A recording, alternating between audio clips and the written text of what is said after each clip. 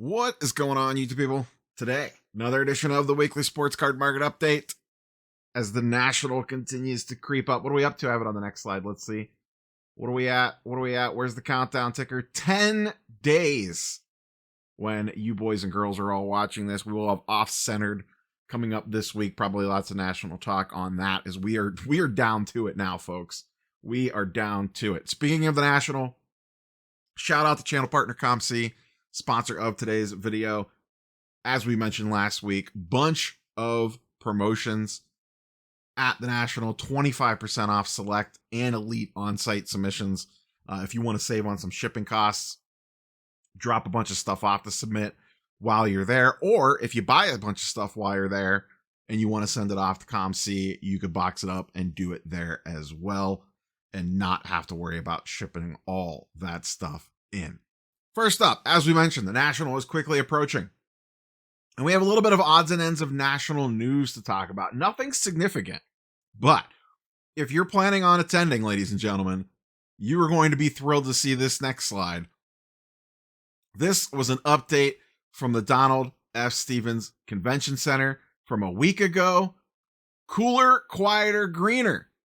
Just got a major HVAC upgrade with 12 new high-efficiency heating, ventilating, and air conditioning rooftop units. Whoo-wee! Just in time for the National. You love to see it. You love to see it.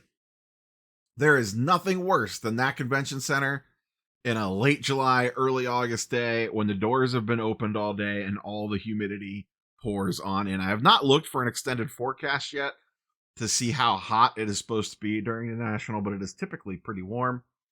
And then that is not all, folks. In addition to improved AC, well, we hope, fingers crossed, we have Wi-Fi upgrades. Sports Collector Daily had a story, and a few other people talked about it. The center has put a bunch of money into Wi-Fi upgrades as well, so maybe cell phones will actually work during the show. What an amazing feat that would be. It is these small quality of life improvements. It really doesn't take much to keep us happy at the National. It really does. It's sad that that's all that, some decent AC and some better Wi-Fi gets us all fired up and excited to go to Chicago in the summertime. I did see Card Collector 2 announced he will be doing his trade night once again. And we talked about the trade nights a few weeks ago. Official trade nights Thursday, Friday, and Saturday. And then it also seems like there is going to be some additional off-site trade nights as well. I saw there was a vintage trade night. I believe there's a soccer trade night. And then there's a handful of other smaller niche groups out there that are kind of running their own things in and around the National, as everyone will be in town. Speaking of, just going to give you a little tip.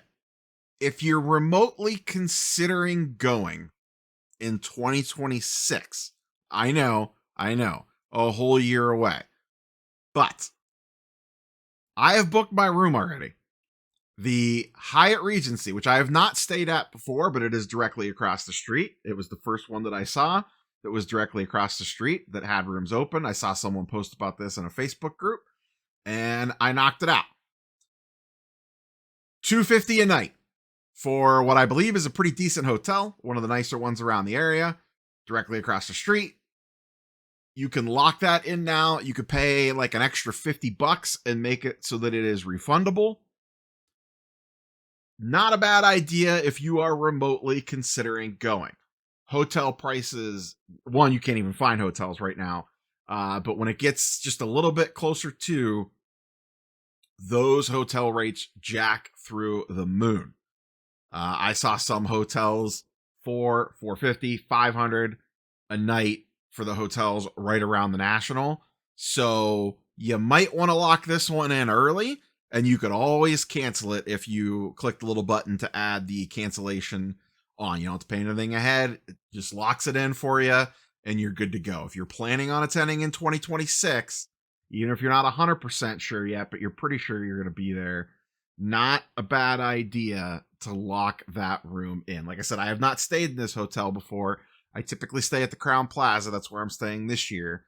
but I wanted to switch it up a little bit. And like I said, this was the first one that had opened up for availability. I am sure the others will too, but I would rather have something locked in and being able to pivot than left scrambling. Remember, we were in Chicago for the next 3 years, this year, next year, and the year after. And then this year, I watched, there was Jeremy Lee and Cage both had the national committee on, and I think I was on Jeremy Lee's.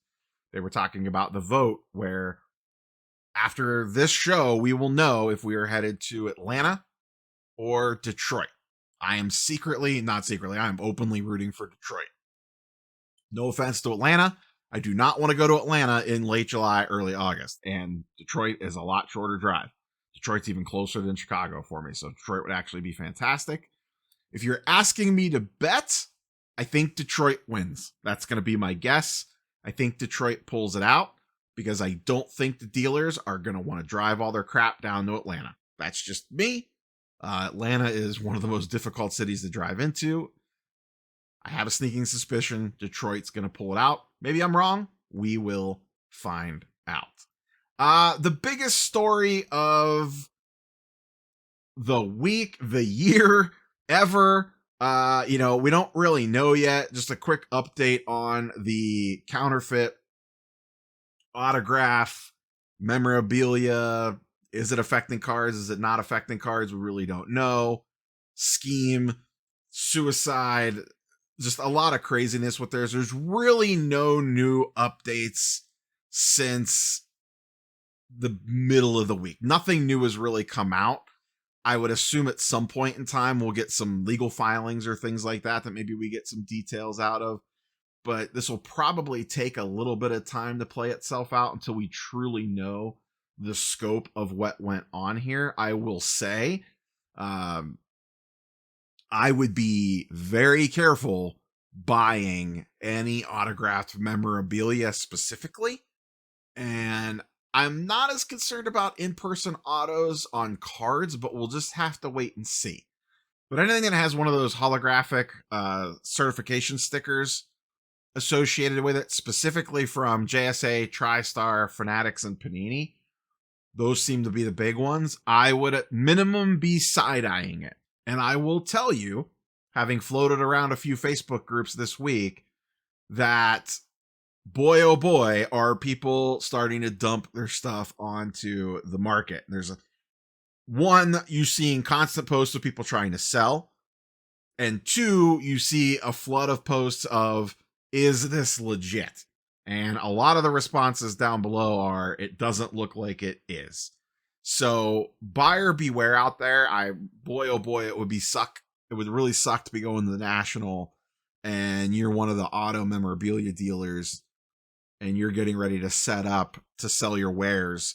You might be getting fire sale prices on some of that stuff. So that market seems to be shook. Now we'll see how long this lasts. We all know in how the way these things typically go, that it's a big deal until it isn't, and then everyone moves on and forgets about it. Maybe this one will stick and stay for a little bit. Maybe it's going to be the zeitgeist for now. It'll quiet down a little bit, and then we'll get details on exactly how massive this scheme was or was not. I've seen people trying to downplay it, and maybe they'll be right. Maybe it is a lot smaller than what the person did it that was alleging it's a 350 million number or 500 million number or whatever it was. But clearly something went down, and it's scary times out there in the autograph scene. I personally, that's not my game, but if it was, I would not be touching any of that stuff, especially, like I said, heading into the National. If someone's sitting on stuff and they're even remotely questionable on it, I have to imagine they're going to try to get out of stuff before this news fully comes out with exactly everything that was impacted. Be careful out there. That is all I will say. For this upcoming week, the big release, Topps Chrome Baseball, releases on July 23rd.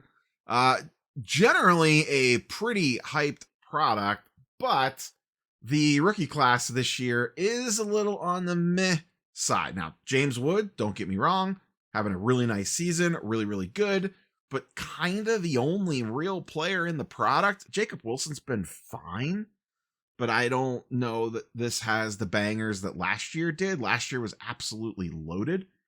This year is not, as a lot of the big names were called up after the deadline to get it in the product, like Roman Anthony and Jack Caglione, even though Jack has been struggling. Roman's been okay, but by no means tearing it up.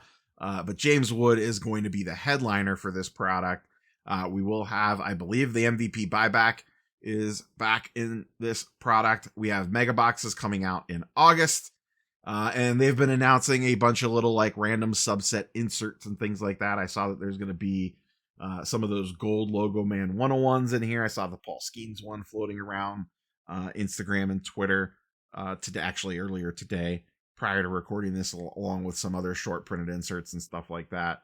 But Topps Chrome is coming, always a big deal, even with a down rookie class. We'll see how demand is for it. Maybe it'll be a little bit lesser, but I'm sure the breakers will be a pumping it, telling you that everything is the next best thing and the biggest hit you've ever seen in your entire world.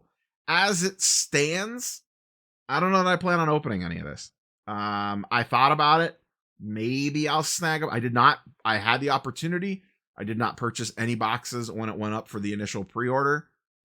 We'll see. We'll see. I'll think about it, but right now I really honestly don't have a ton of desire to open Topps Chrome Baseball. I saw some stuff floating around on the auto checklist, and it was not spectacular. The auto checklist, someone could correct me if I'm wrong, is dominated by pitchers, a ton of pitchers, and the actual number of players that you would probably want to hit in an opening is pretty slim. So just be careful out there. Do your research on the checklist, and hey, if it doesn't feel right, just skip it. And like I said, I think I'm skipping this one. We'll see.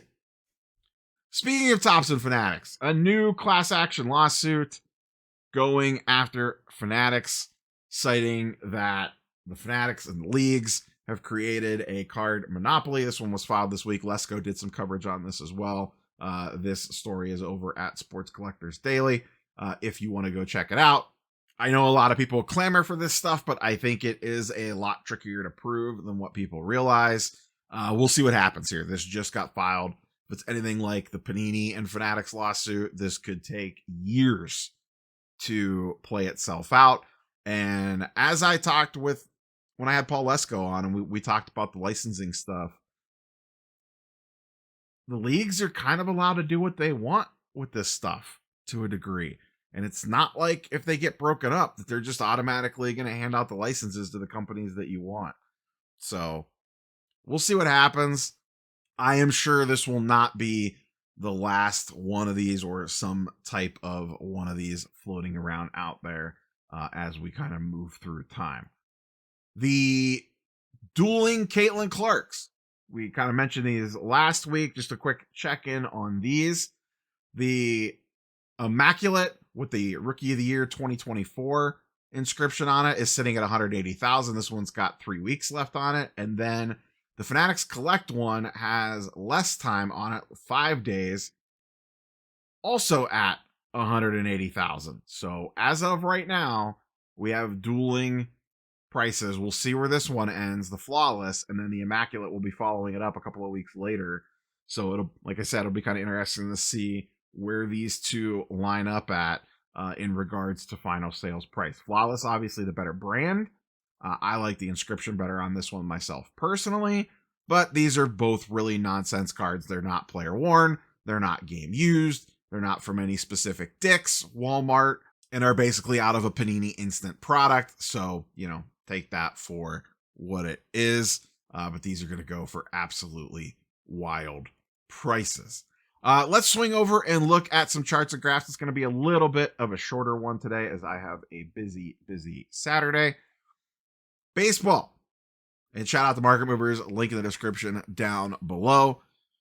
Cal Raleigh wins the Home Run Derby after having a magical first half of the season. No real price bump from the Home Run Derby. I didn't necessarily expect one, but I did just kind of want to check in and see what his prices are doing.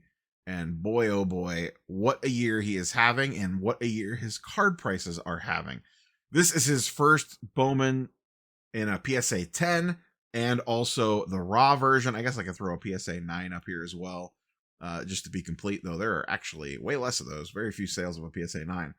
PSA 10 since the beginning of the year, up 228%. Raw, up 443%. And the 9, I threw it in there, but we can pretty much ignore it because there's just hardly been any sales on that card at all. So no real good data for us to look at there, but just wild stuff on one Mr. Cal Raleigh. We'll see how this ends. Spoilers, probably not well in the long term is generally how most of these price spikes end, but good for him having an absolutely fantastic year. And then one that I'm always just kind of curious about, the 2011 Mike Trout. We haven't checked in on this card since the beginning of the spring. And since the season started, down about 15%.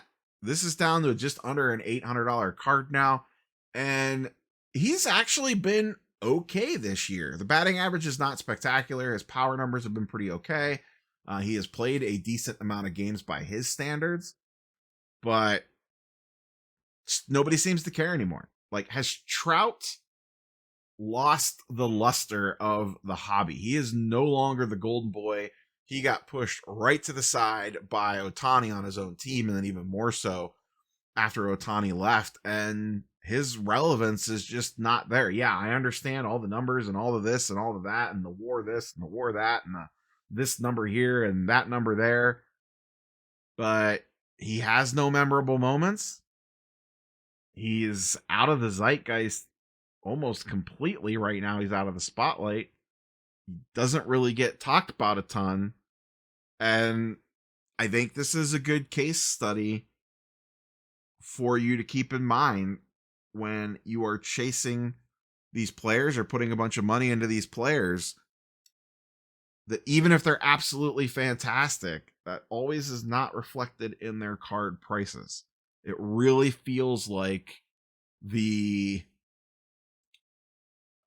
collector base hasn't left Trout. There's tons of Trout collectors out there, obviously, but the mainstream hobby flippers, investors, whatever you want to call them, don't really seem to care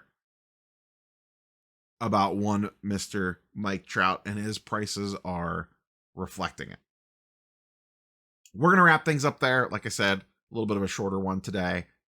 Off-centered later this week. We have some special guests lined up for Off-centered, so it should be a fun one on Wednesday, little pre-national talk.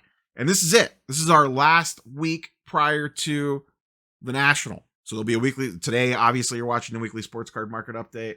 There'll be one next week, and then next week we will be off that week, as it'll be national coverage.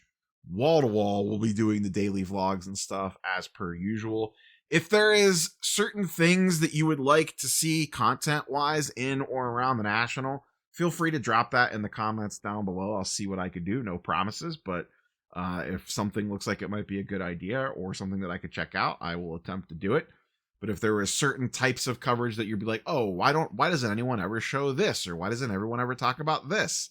Or boy, it would be really nice to see you cover this. Feel free to fire it off in the comments down below. And like I said, I will take it under advisement. With that being said, everyone have a fantastic weekend. I'll be roaming around my local show today on Sunday.